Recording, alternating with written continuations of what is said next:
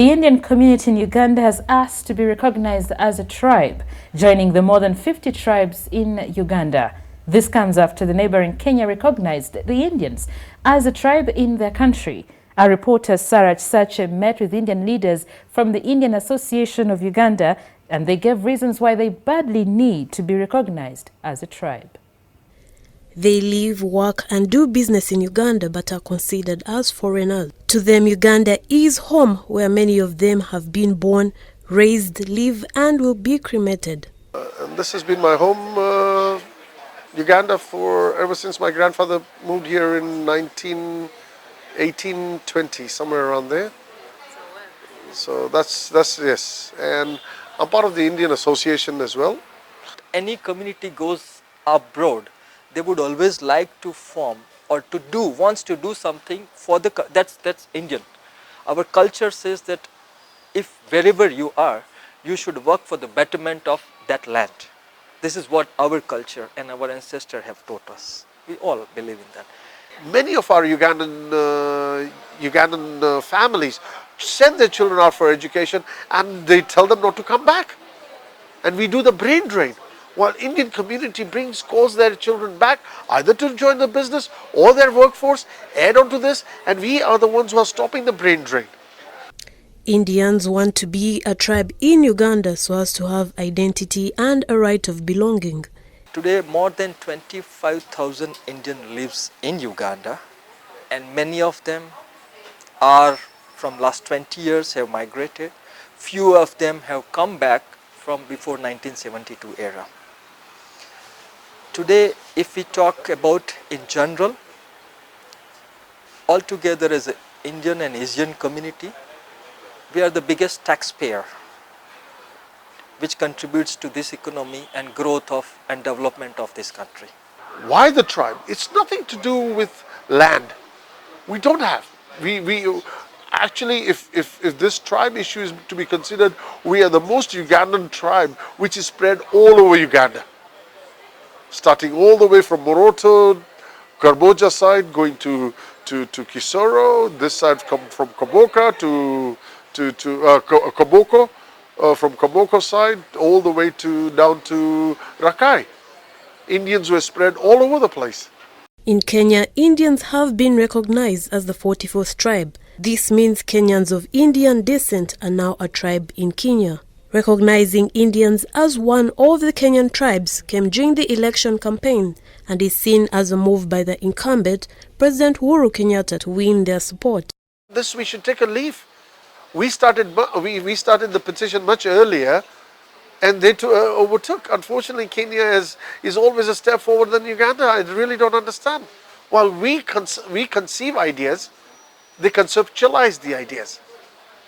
Now, this is another thing. Economically also we have the same problem in Uganda. Socially we are the same. We conceive ideas, conceptualization is done by our neighbors faster. And it's a welcoming move, I think, even if a leaf can be taken from that by the parliament of, especially the Constitutional Court and the parliament in Uganda, and understand that we are here. We are voters as well. Uganda has 65 indigenous communities who speak different languages. The Indians believe that they too can be recognized as one of them and named the Bayindi. Bayindi is a Bantu word meaning the Indians or people of Indian origin. There are more than 25,000 Indians living in Uganda, largely in Kampala and Kenya. These have their association under which they follow their rules, such as paying membership fees. Annual membership is 25,000. Life membership is 250,000. When times come, when volunteerism, when we do any charitable activities, any other social gatherings, everybody can get involved here. And we take the help from members as and when the time requires. Most Indians arrived in Uganda between 1901 and 1930 to build the Uganda Railway. After its construction, some settled in Uganda and became traders. Others returned to India, and there were those who lived and died in Uganda. Indian traders have become a driving entrepreneurship force that contributes to the development of Uganda. That was until 1972. In 1972, President Idi Amin expelled 80,000 Indians and Uganda's economy deteriorated. Some returned in the 1990s and restored their possessions, including businesses, and are now contributing to nearly 70% of Uganda's economy. We have for years been part of of the country Uganda. There was an unfortunate situation which happened in 1972, but we will not cry about that. We'll take it as a lesson learned, as a history, and we move forward. Their return has seen them invest heavily in various sectors. To date, more than 70% of the top taxpayers in the country are businesses owned and managed by Indians, contributing in excess of 65% of the domestic revenue, playing a big role in Uganda's development.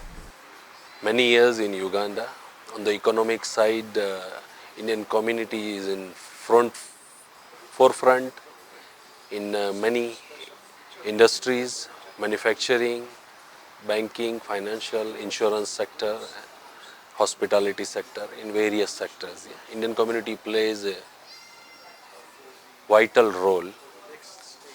As per the statistics from Uganda Revenue Authority, Indian community contributes more than 60% into direct revenues.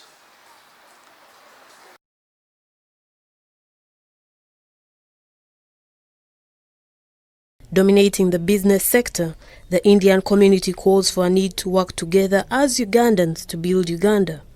Indians are criticized for paying peanuts and racially discriminating Ugandans. In response, they are calling for a need to understand the different culture differences between Ugandans and Indians. We have the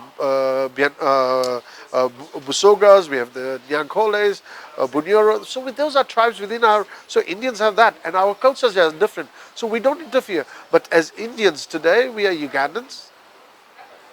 So there is one umbrella called the Indian Association, and that's all. We don't have any squabbles within the communities at all.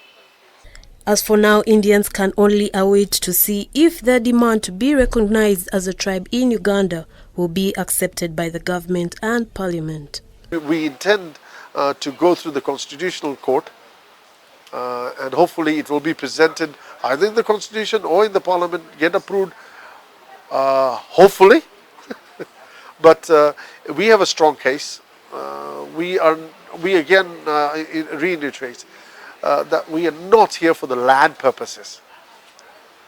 Most of the tribal issues over here is pertaining to their land areas and this thing. We are not here. We are here to get our right. You might call it.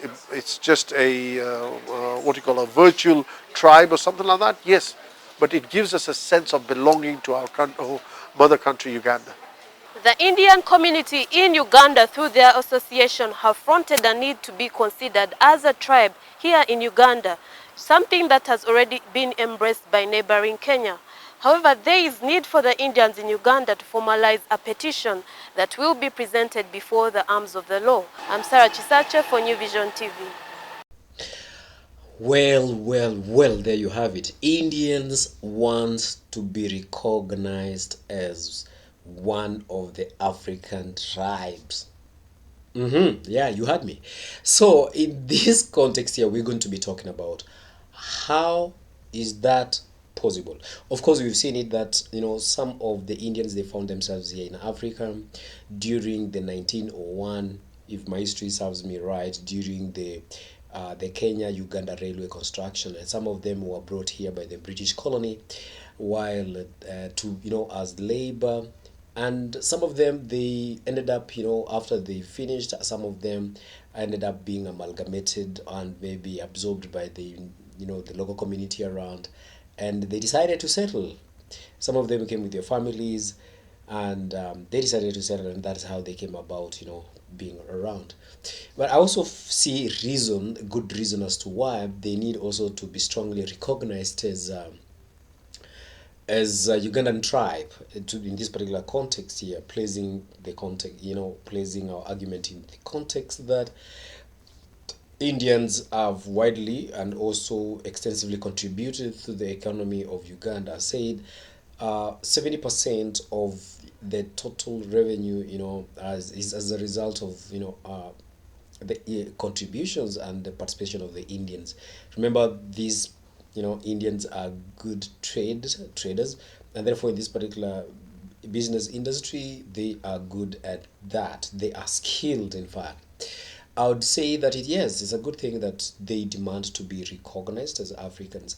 You see, it's high time that also Africans realize that, you know what, there are also people out there, not just by their color of their skin. They deserve, humanity as an entirety. That they need also to feel part and parcel of, the whole community of, the Africans. The Ubuntu, that thing has to also, it is not, it seems that they have that particular blood, flowing through them, and they have got some interest to become amalgamated and also to be identified as one of the tribes in Africa. Now, a good example of a country that has had all these, different diversities in cultural perspective is the USA. And you can tell that from it having many diverse entities coming in together and thinking in the same one accord, it renders this particular country very productive, economical. Economically, it will grow because these people, they come from different areas with different ideas, with the different policies, skills, whether they are semi-skilled and experts. They come in and give in their input to the overall development, or to the overall development of that particular country, shall I say. And I find that the Indians, readily most of the Indians, apart from a few who try to see themselves that they have got an elevated kind of appeal just simply by the complexity of their looking. I don't want to mention that, you get what I mean. But a few who've just understood the facts and they are on the ground and they understand that this is humanity, and in fact, that Africa is also the cradle of humanity. Like, this is home to everybody. And those few who've just grasped that particular reality, they find themselves being attracted to Africa, and boldly they can come out. It's just we watch this particular video here that they claim also that they deserve to be recognized and called Africans, and it is really something good. I do not know how this one is going to augur on well with the maybe Ugandans and also the president. Remember, the president Museveni is a very conserved gentleman, a very conserved man, and I don't know how it's going to augur with him.